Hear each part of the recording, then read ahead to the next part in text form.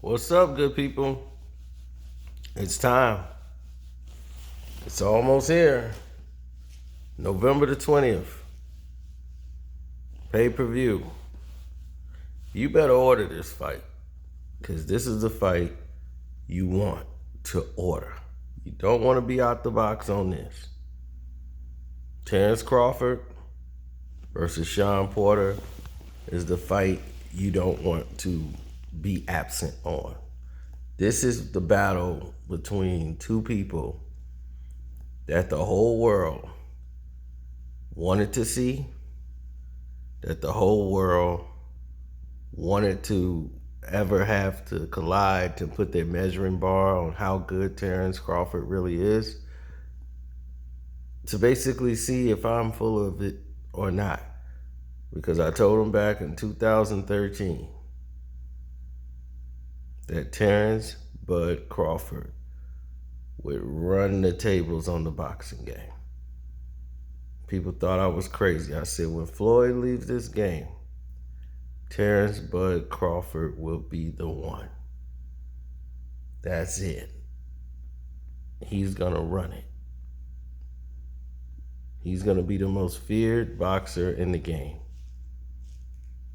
But the person who's got the style tailor-made to beat him more than Errol is Shawn. Shawn's style is unorthodox. He has power, or forcible power, not like real hard punching power, but he's strong and he's relentless. It's an unpredictability with that. So it presents a danger for someone like Terence Crawford, to where it builds the excitement. When have you not seen Terence Crawford in a fight? He's always been in a fight. He loves to get down. So this is just another step in the road so that the whole world can see what I've already known. So get ready. November 20th, you're going to get your answers. Guys are putting that work in. Terence is a dog. He's going to give you everything he got. Shawn's going to come with force, bring you everything he got. They coming with it. So if you think you're not going to get your money's worth, you the fool. Guys are coming in. They both hungry. I'm quite sure Bud has a lot of frustrations over the past year, the pandemic, the inactivity. But one thing about him, he's going to be ready to go. And the thing about him is it's not just the training. It's not about Bernard. It's not about Red and all the rest of them. They do a great job. Bud possesses something that a lot of these guys don't possess. He possesses an element that nobody really understands or understood. The element that he possesses is one of great dominance, because he sees the game. When Bud's getting ready to fight, it's like I'm in the ring. I haven't had that feel since Floyd. And then before him, it was Trinidad. Then before him, it was Tyson. Then before him, it was Thomas Hearns. I didn't have that, like, I'm in the ring with them type feel.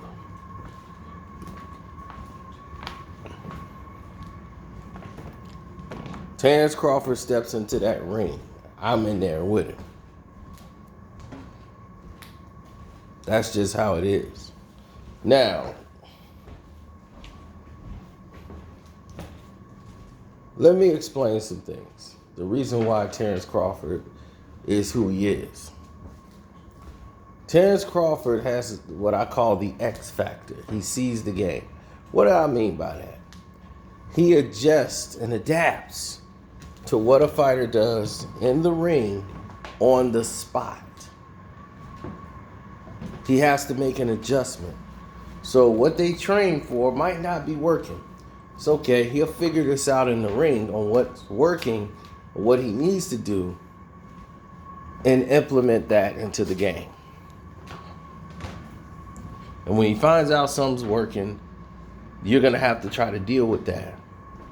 And you got to have the skills to adjust to it on the fly. My take on the fight. Of course, I think Terence will win.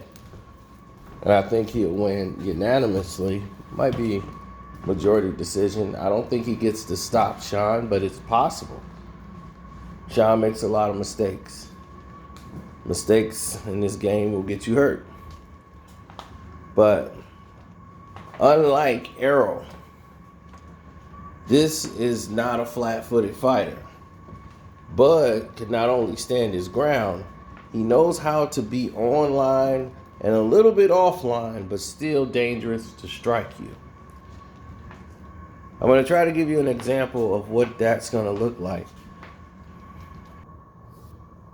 Now, for Bud Crawford, right? Maybe I should take this off.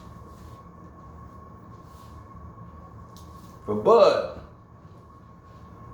it's a little different. Bud's secret weapon on Shawn would be best to fight him from the southpaw stance. He's pretty much going to game plan fighting for him in the southpaw stance. For most people who watch boxing, and when you try to get a sparring partner, you want to get a sparring partner that's at least the same or about the same height as your opponent. Because when you measure in distance and range for your shots, it's more accurate for you. So you're not going to normally get it, but you would like to have that as one of your factors to help out from your range, what you want to do, and try the things that you think you'll be successful with. Unlike Errol Spence, Errol likes to basically stand flat-footed, wait for you to come in and counter, which is good. But you're giving Shawn, and you're basically giving Shawn an advantage because that's what he wants you to do. He wants to come and use his force. He doesn't really have like one punching power, but he's strong. So he's like a fullback coming in to attack. When he comes in strong with force to push you off your line. And once he's like bumps you and gets you off your line, he's just throwing punches and angles just with force, and he's putting his weight on you. So he's moving you with force. So he wants to move you off your line. And with a flat-footed fighter, they don't know how to fight going backwards, and Errol is not very good at fighting going backwards. And I've noticed that about him. You know, he's got to take some steps back, and he throws punches on different angles to try to make up for his poor posturing of footwork. But that's neither here nor there. Terence is a different animal because he does have better footwork, and he can fight going backwards. He could take that step back, pop, pop, tag, and step around and take one little step off the line. Now, the thing about it is, the best punch to catch Shawn with, because Shawn comes in with his chin up, and he's normally scrunching down, and he's throwing shots, and his head is out there. He comes in a little unorthodox and wild. And when he's doing that, the best way to catch him is with shots he don't see. Some people say a short uppercut, which is work, or a short hook. That works too. But a shot that a skilled fighter can throw is when you step a little bit off the line and you're going back to give them the illusion, but you're pulling them in. So he'll pull Shawn in, take that little step. It's a slight step from the southpaw position. And you twist your hip, twist your leg, like you're throwing a pitch, right? And you bring it's almost like you swinging an axe and you bringing the axe down. You throwing it almost on a 90-degree angle, where the punch is going to come from here all the way down. When Shawn comes in wild, you take that step back, step to the side, and when you swing it down, it's normally will hit Shawn probably right here in the temple, coming down off the head. He won't see what hit him, he won't know what hit him, and that would normally set up a barrage of punches. Because Shawn will probably be caught off guard and be stumbling, and that will give Bud the chance to probably get a knockdown or a knockout. That would stun him right away. A great counter shot. So those are the type of things that I know Terence can do. He'll figure that out in the fight when he can throw that type of punch. Because once you throw that type of punch, you're still okay because you can still defend yourself. If you go right into a guard immediately and putting your guards up because you want to make sure you're straight. Now, what Shawn's going to try to do is to not let his secrets out of the bag. He knows he's limited in certain aspects of boxing, etiquettes and step jabs and what's to do. So he knows he's got to mask his game. He just can't come out and be the Shawn Porter everybody knows and prepares. So he tries to disguise who he is. So he comes in, he's going to try to box with and before he gets all wild. Because one, Shawn normally gasses out in some of the rounds because he throws a lot of punches. He comes in, he's a workhorse. He starts grinding and so he can get gassed. So what he wants to do is make his presence known that he's the bigger, stronger man and try to knock Bud off his square. But if Bud fighting him from a southpaw position, it's going to be really hard for Shawn to do that because he can get in there and be comfortable on the inside and make Shawn work when Shawn wants to rest. Unlike Errol, he'll go to the body smartly and start digging shots in from short punches areas. Bud throws meaningful body shots in the right positions of time. When you're trying to rest on him, he knows it's time to throw it. Touching you in the body, short power shots. On the inside. Stab him in the middle of the stomach. Coming in close. These techniques, quick step back. He comes in, step back. One step back. Now, if Shawn keeps coming in, you can easily pivot him. Take a half step. Uppercut. Down, up. Down, up. You can get around certain shots. Set him up.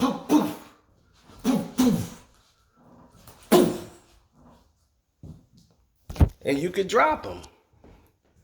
For Shawn, he wants to try to do what he wants to do. He wants to try to mask what he's going to do. So Shawn's going to come in with a jab, right hand. He's going to try to put the defense up. He's going to try to hold the phone. Hold that phone, Shawn. Keep them hands up. But Shawn's problem is Kenny, Kenny's more of a, what you would call, celebrity manager trainer. He loves the attention. I think his boxing IQ is probably a 2 at best. And he's going to get Shawn knocked out. Shawn don't know how to adjust to what's happening in the ring if it's not working right.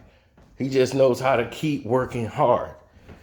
And that's going to get you in trouble here when you go to the corner and they are giving you advice that doesn't really make sense, or they're not even telling you how to even go about changing what's happening to you. But that's his father. So the father always would have that respect, and Shawn respects his father, so his father input would always resonate more than anybody else in the game.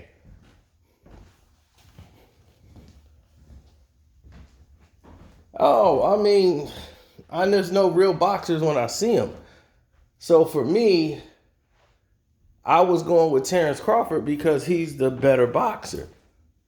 You know, this is all it is. It's no favoritism. It's none of this other politics, nothing. It's just, this is boxing, man. This is what we love. This is our art. This is what we're about. So Terence Crawford, to me, it makes the most sense. Where others may not, but for me, it makes the most sense. I told you the story.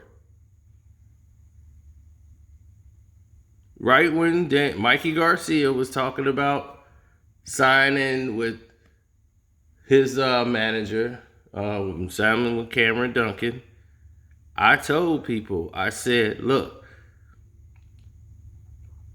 Terence Crawford is who you need to sign, Cameron. He didn't pay no attention to it. Then he signed Mikey Garcia. And Mikey suggested Terence. Next thing you know, he signed Terence Crawford. And I said, Cameron, that's the guy I told you to sign. Now, Kell Brook is somebody that dominated Shawn Porter because he was strong. He has a hard jab. Very difficult to beat. No one just walks in and beat Kell Brook. You can say, oh, he ain't the same Kell Brook as before. You're not going to just walk in and beat Kell Brook. This is not a weight-drained Kell Brook. This is a Kell Brook that's been winning fights. He was beaten by Terence Crawford. He felt the power of Terence Crawford. He knows exactly what Bud brings to the table.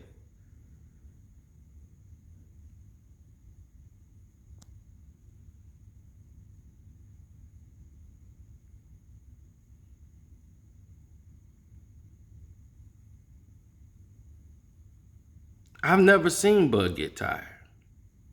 They got to bring up a Gamboa fight or any fight they think he got hurt in. They want to bring that up. One thing you know, you're going to get your money's worth. Get in that fight, you're going to get your money's worth. You ain't got to worry about nothing. Bo Mac, all them, they got everybody going to be ready to go. But trust me, you ain't got to worry about it. These boys finna fight. They gonna fight. Shawn Porter,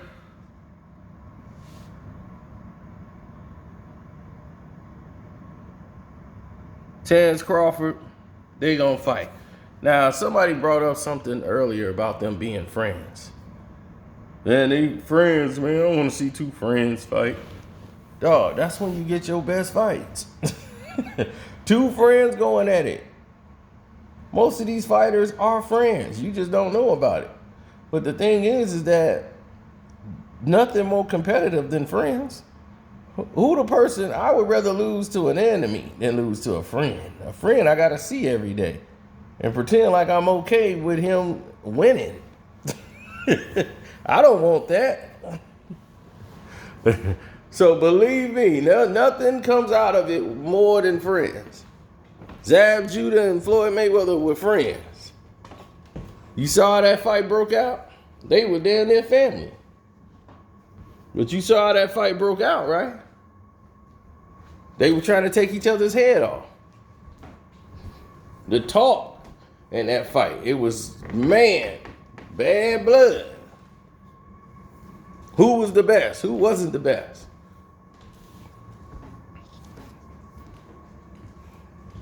Now, the fight is November 20th, this Saturday.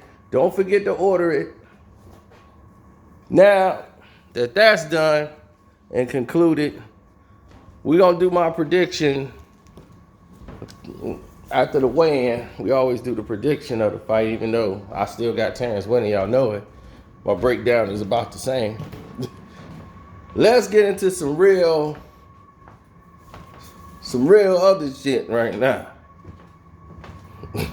Let's get to some other boxing news that we need to talk about. Because all you guys be begging for me to talk about boxing still. So let's do it. Let's talk boxing. Let's get it in. Let's go.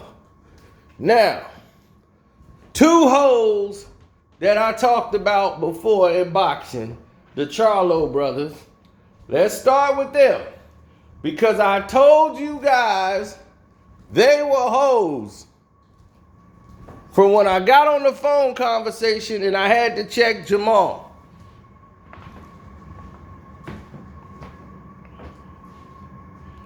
Now, I didn't like what they did. This is about 2012. And they wanted to cut ties with us. Like, yeah, we got Showtime now. We don't need nobody. All right, well, cool. This is what you call, I call them internet fighters. They fight everybody online. They go on making videos on Fight Hype, get anybody they can to interview them. And there's no knock on Fight Hype like that. Yeah. They doing what they supposed to be doing. They was like, look, they wanted to talk and we interviewed them. So that was that. These fools gonna come out here making videos talking about who they can fight, who they can beat, but yet they ain't fighting nobody. They were offered to fight Canelo. Did they ever fight Danny Jacobs? No. They didn't fight Canelo. No. They didn't fight Andrade. They didn't fight nobody. But they got all of this. All of this mouth. And I don't believe they good anymore. Maul talking about he could beat Canelo. How? Montiel was giving you the business, but you could beat Canelo. Please. Your own handlers don't believe that. That's why they didn't let you take the biggest contract and biggest money you would have ever made in a fight. You turned it down because they know you gonna lose.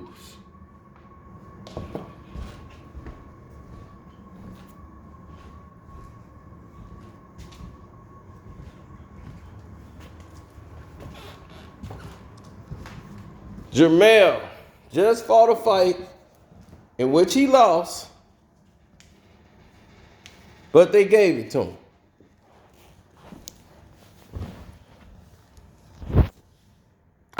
Shawn Porter is a nice human being, don't get me wrong. Like Shawn Porter, very nice guy. And he will have a great career as a commentator once all this is said and done. When all this is said and done, he'll be good. Don't worry about him. Let's keep this focus back on Bud. But let's keep the focus where it needs to be right now on the Charlos. Now, the Charlos at the Canelo fight, I don't know if it was Canelo or Benavidez fight, David. But David even called him out. They was doing some talk back and forth.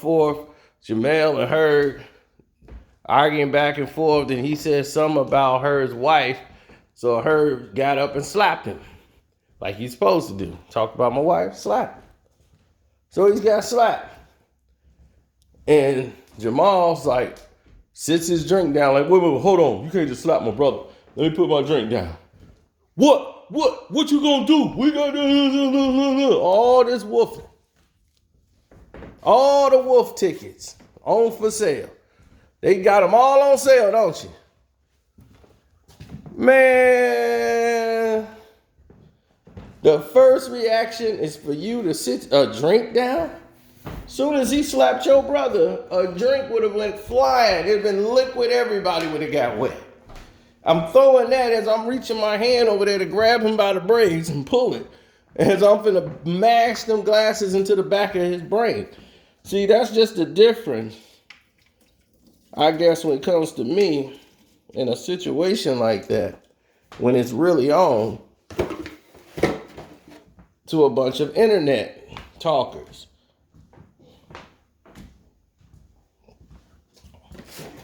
Charlo's don't do nothing but woof every day. Nobody respects him. Nobody likes him.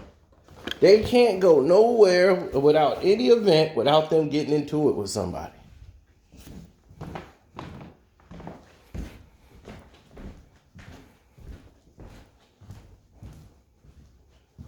That's why everywhere they go, somebody's robbing them. Somebody taking something from them. Somebody trying to fight. They begging for something to go wrong.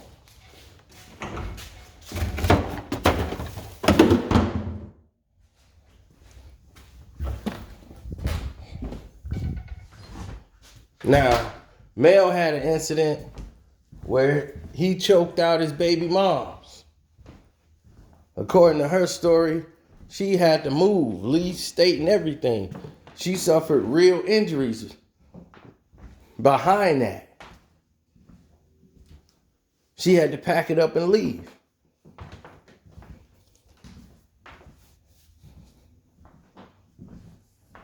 And we could have wrote that article because we didn't like y'all anyway. So us putting that article out would have really done some damage doing y'all championship run. But I didn't put it out because I didn't want to destroy y'all. And I talked to Sam Watson. And I said, Sam, you know, this is out here. The girl is talking. You know, and he was like, man, come on, man, don't do that. Don't destroy them brothers, man. So I did that for y'all. Because as much as I don't like y'all, and I don't like what you did, and it wasn't like you did something to me. I don't like what you did to Shawn. Shawn Craddock from Houston. The other co-owner of boxing, well, it's boxing and other sports now, but it was like boxing and basketball now, but it used to be boxing socialists. And what we saw was something off the chart and off the records that didn't really make sense to us. And we were like, oh, hell no. We ain't letting that ride.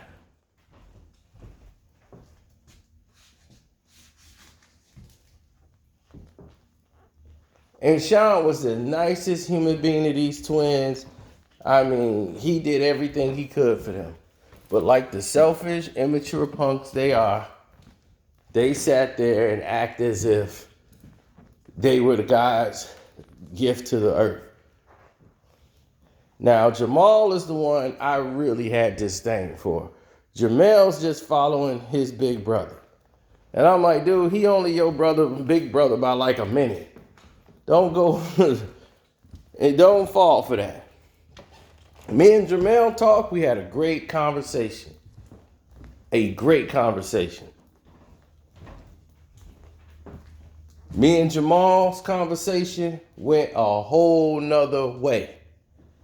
Because I, one and for all, talked to him. At the way he talked to Shawn, he wasn't going to get off on me like that. He knew right away, this is a whole different guy I'm talking to on the phone. You knew. Maul knew.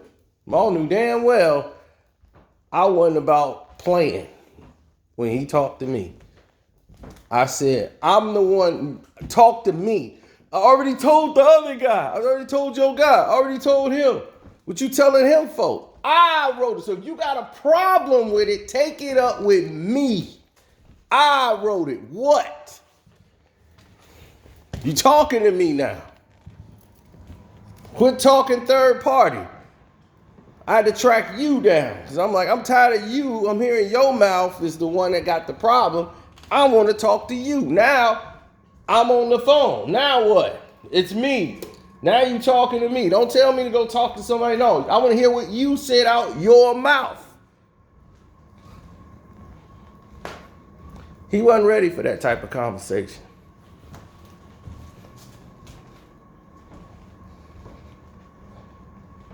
He wasn't ready for that. He wasn't expecting that. He was expecting somebody to call kissing his ass. He didn't get that. He wasn't going to get that from me. I don't have no time for silliness.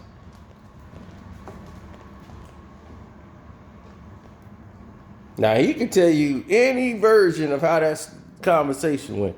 It went just like that.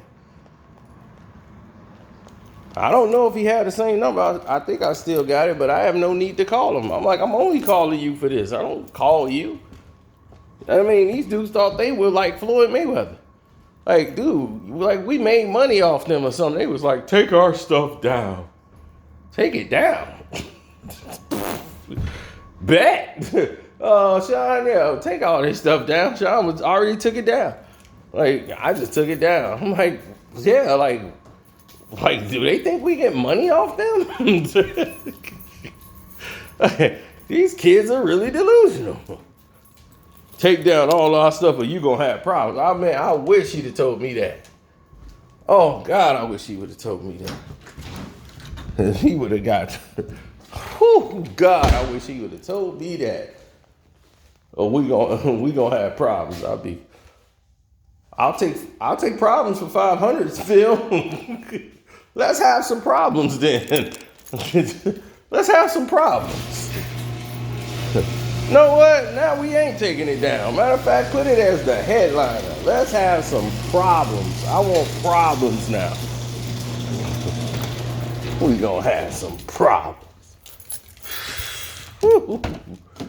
Baby, you just don't know the type of restraint I had. Now,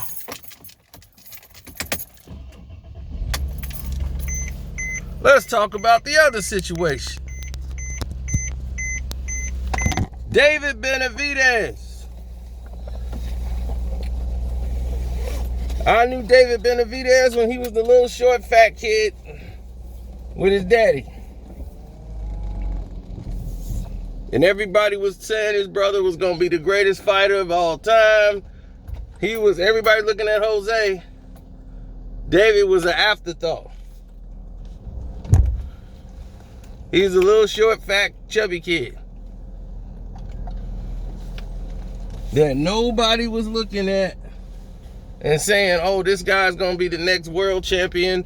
This guy's going to be the next this and that and that. Yep, wasn't the energy. Nobody had that energy. You know what they were saying? Jose is going to be the superstar. But they father put all of them through martial arts training. He was a 3rd degree black belt and probably the most dangerous Benavidez there is. So even though David was big, he had to do everything his brother did, being a big guy. So he ended up growing. And growing he did. My goodness, he grew to the ceiling.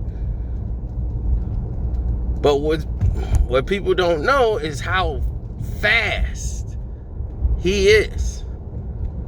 He's got, to be that big, he's super fast. Because since he was young, he was doing martial arts.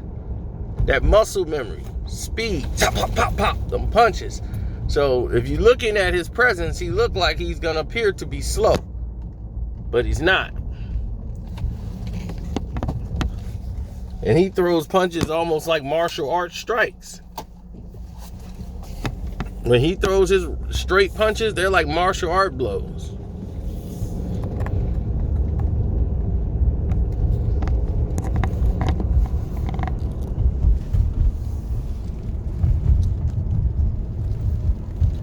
But everybody said this is the boogeyman to beat Canelo.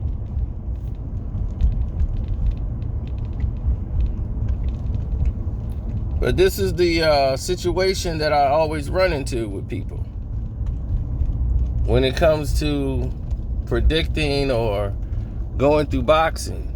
90% of the fans only see offense as a part of boxing.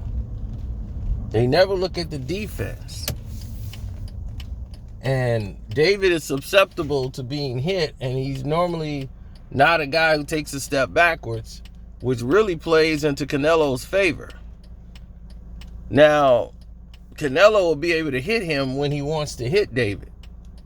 And I've never seen David in a fight where he had to think and say, okay, I just can't size this guy down and use my size to get through this.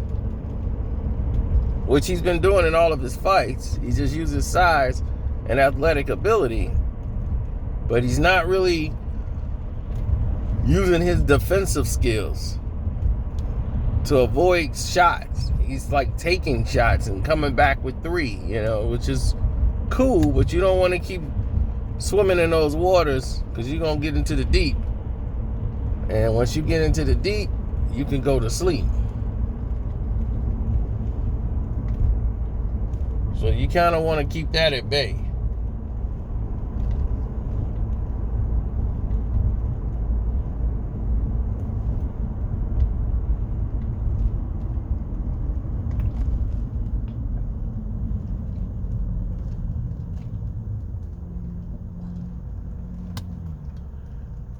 Well, the Charlos, like I told you, they want to win championships online.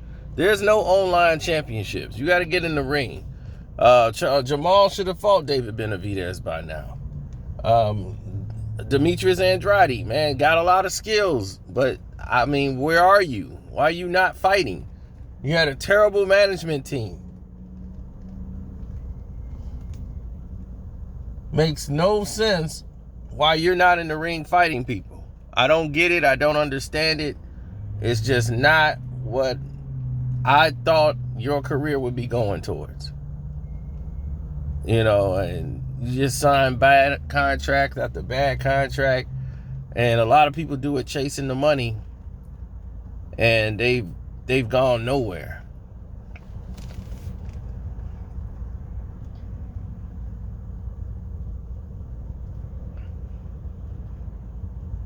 Yeah, it hurts our heart, man, to see the game of boxing the way it is.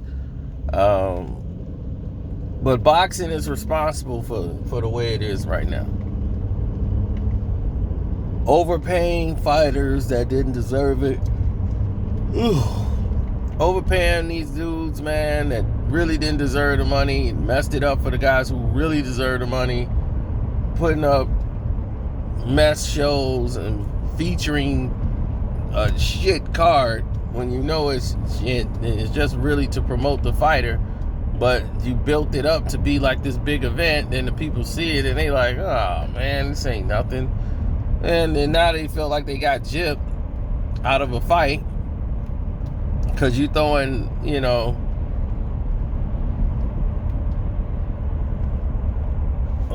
basically a showcase fight as a pay-per-view fight, which only hurts and never helps.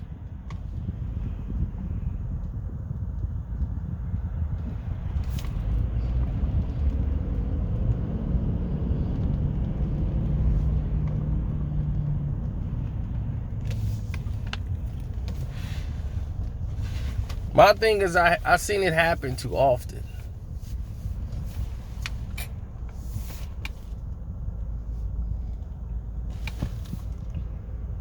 It happened far too often.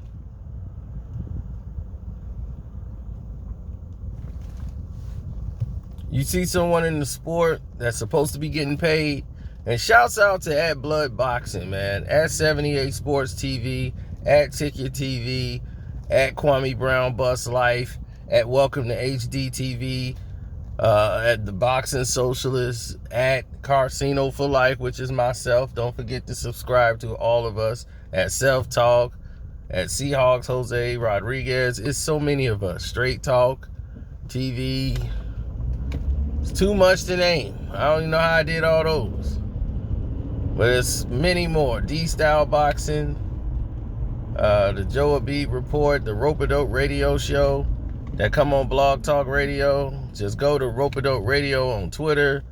Subscribe. I hope he got a show. I would love to get on the show this week. I was hoping he had one last week. I don't know if he got on. Chris Carlson does a great job every week.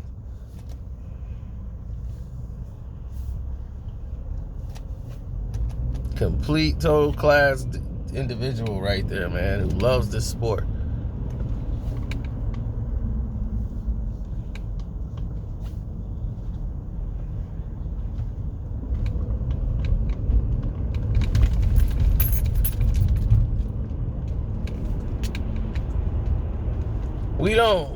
My job is not to beef with fighters. That's not my job.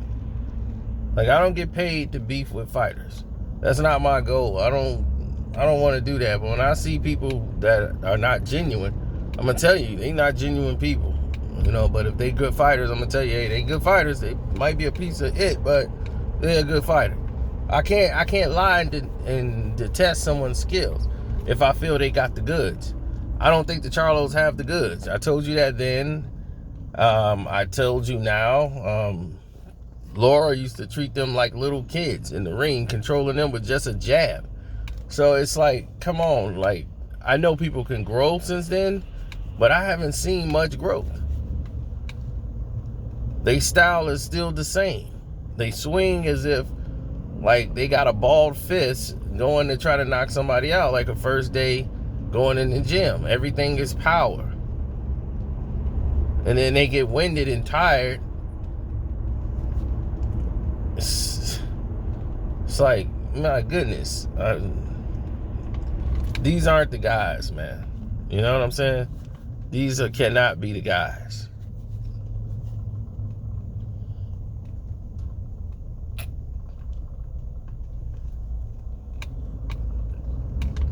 In boxing, they're called eye candy. Oh, look, two identical twins boxing. That's the eye candy. That's the sell. Put them on the same card. Let them fight the Charlo twins. Then they want to be like, we a brand. It's a brand when you mean something. Being world champion is nothing. How many people that can remember a world champion? How many world champions do you even remember?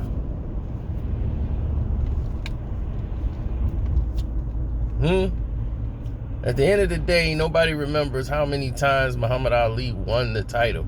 They remember who he beat. They remember the Thriller in Manila, the Rumble in the Jungle.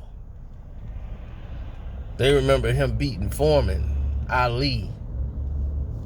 They don't really remember the loss to Holmes. That's how you build legacy.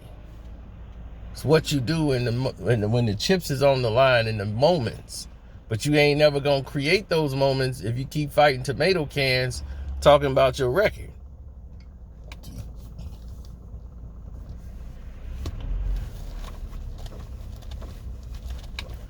Gervonta Tank Davis, great fighter for the weight class he's in. Tank, like I said, the only thing that could beat Tank is Tank. The guy could hit like a middleweight, but his training, from what I saw, was all over the place. Hopefully now his training is a lot better. He's been looking really good in these big fights, his pay-per-view fights. He's not looking like he was looking before the last time I saw him train. Seems like he got it now, and he realizes it's time to go. Ain't no more messing around time. Very talented fighter. Very talented. And he gonna be world champion for a while if he does the right things. Do need to fight Josh Taylor, though. That's the fight that should happen. So him and Taylor need to be mixing it up.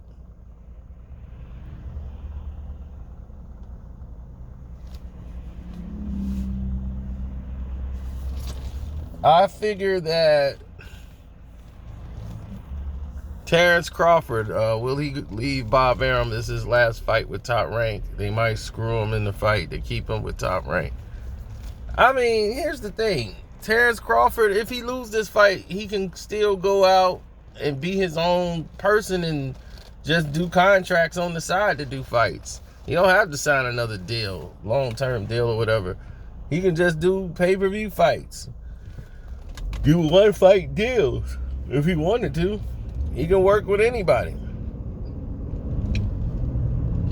Be like, I'm a free agent. I'm working with anybody. But you got to make sure you're protected. Seeing what happened with Ugas and Shawn Porter.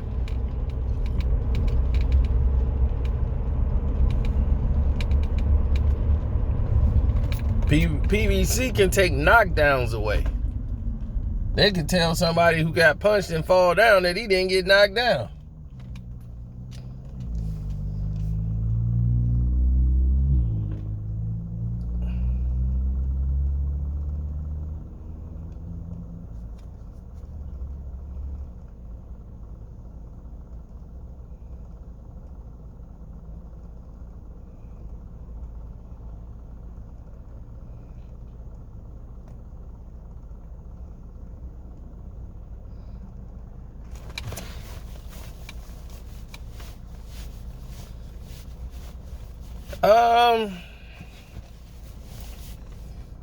The way I see it is, boxing's got a lot of fights that's like smaller that could be made. But those fights, everybody think they're at the top of the pinnacle. You know, I mean, guys with like 11 wins, jumping into pay-per-view fights, they all on social media, talking stuff on their page. It is messing the game up. There's too many of these internet fights. That's what I call them, internet fights.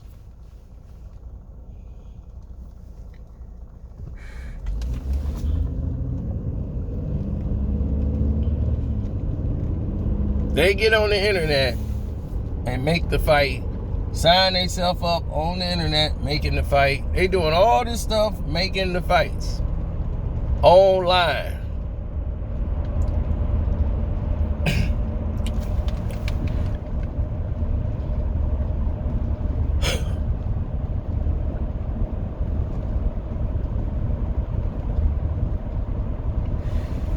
None of it resonates.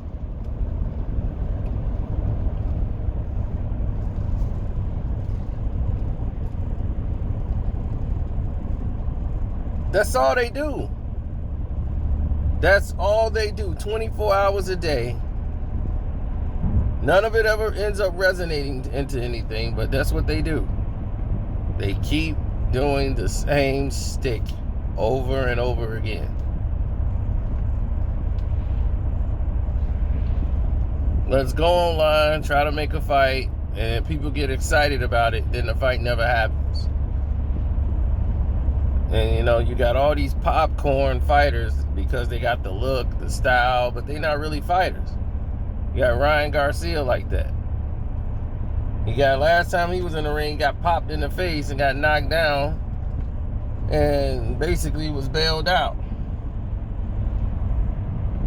But my thing is, let's get these fights going on.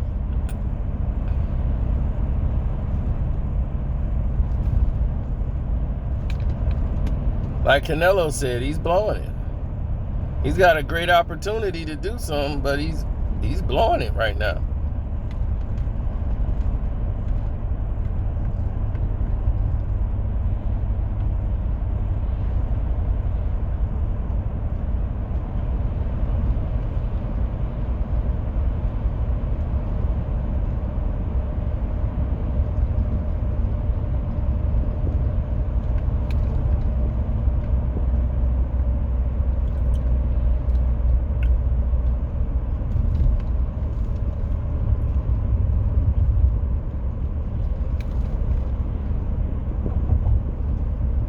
You know, I never felt like somebody else could tell my story better than me. Right? So, in the boxing game, it's like who you think can tell a story better than you? You know? Same thing. Who you think gonna tell that story better than you? That's what people gotta realize. You're the only one that can tell that story. So do it. So I'm gonna get out of here. We spent a lot of time talking about boxing. Floyd Mayweather is supposed to have another exhibition fight coming up soon.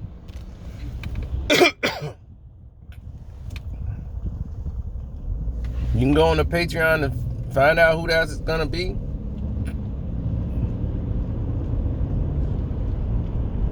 We already kind of got an ear to it. But other than that, God bless. Good night. Hopefully you guys subscribe and hit the like button and like this video so we can get it out to the world. And my super chat is Carcino. You should know that by now. And God bless y'all, man. I'm out.